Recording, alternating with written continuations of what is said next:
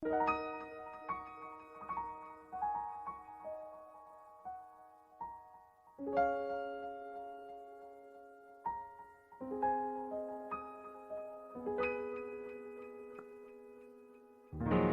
everyone, and welcome to a compassionate moment.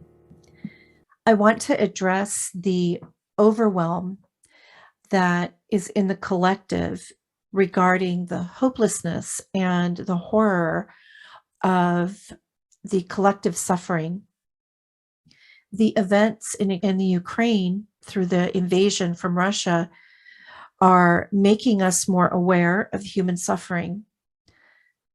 Even though human suffering happens every day and all around us, when it happens in this way, when we see the injustice that is occurring against one nation and people by another leader of that nation, it's really hard to not feel angry and hopeless and overwhelmed. And what happens when we become overwhelmed is we start doubting. We start doubting our beliefs. We start doubting the effectiveness of our prayers and meditations, of our spiritual practice. We can start doubting that anything's ever going to change or anything we do has any impact or will ever matter. And this is the real danger of experiencing this overwhelm. What I know to be true is that when we're dealing with overwhelm, the first thing that we need to do is to have compassion for ourselves.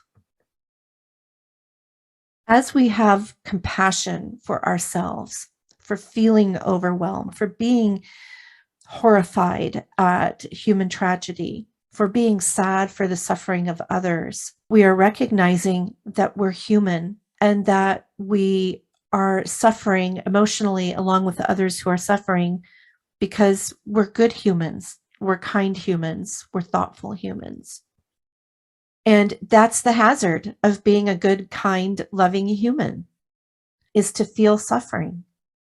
There's really no way around it until you add to your spiritual practice, finding a place of equanimity within yourself and finding that still small voice within you that leads you to a place of peace. Now, sometimes our overwhelm might be confronting us. It might be a sign that maybe your soul is confronting you.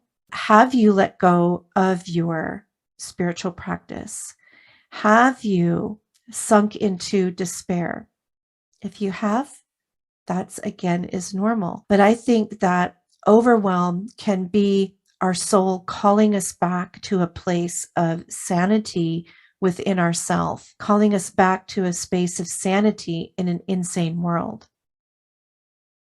The only place in an insane world that we find sanity is in our still small voice within us, in the spirit. And so by doing this practice that I'm going to share with you, this very brief practice, it will help you release the overwhelm. Some people were worried that their anger and their bitterness and their frustration over the events of this war were that they were contributing to even more unrest.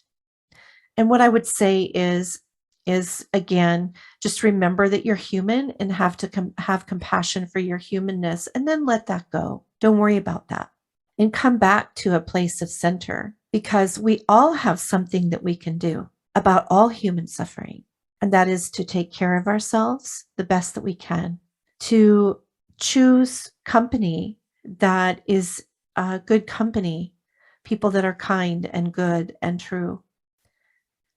We can take care of our lives and keep our homes clean.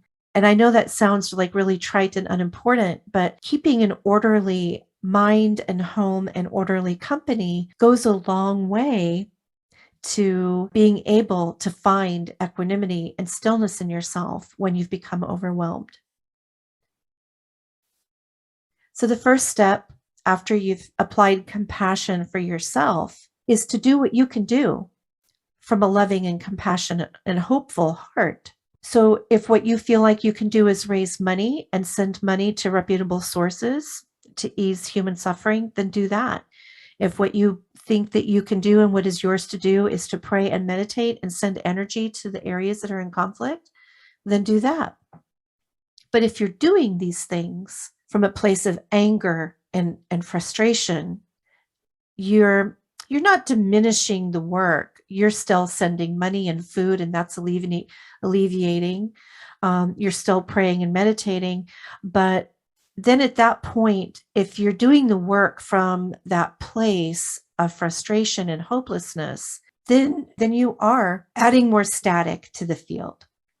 So you always want to stop yourself the moment that you're in that uncomfortable space and breathe and ground yourself, clear your energy field with compassion, and return to your practice. So our thoughts are electromagnetic things. They literally leave our body in waves. And the frequency of that wave depends on your emotional state and your centeredness and how calm your mind is. We amplify that frequency, meaning we send that frequency further, that frequency travels further, that wave, I should say, travels further when we're happier and when we're calmer or when we're in joy or when we're in quiet appreciation. That signal, that wave travels further. And when you join with other like minds, it travels even further. It's amplified. So when you're praying and meditating, when you're doing good work, know and remember that there are millions, if not billions, of people on the planet praying and meditating for peace, internally and externally. And that you're joining. You are not by yourself. You are not one small mind, one small prayer, one small meditation. You are a vast source of divine light and energy. And when you can have compassion for yourself and still your mind, you amplify that much farther than you could possibly imagine. Well, thank you so much for joining me today, and I hope that when you do your good works, that you will remember your connection with the billions of other people on this planet who are also doing the same work as you. Have a beautiful week.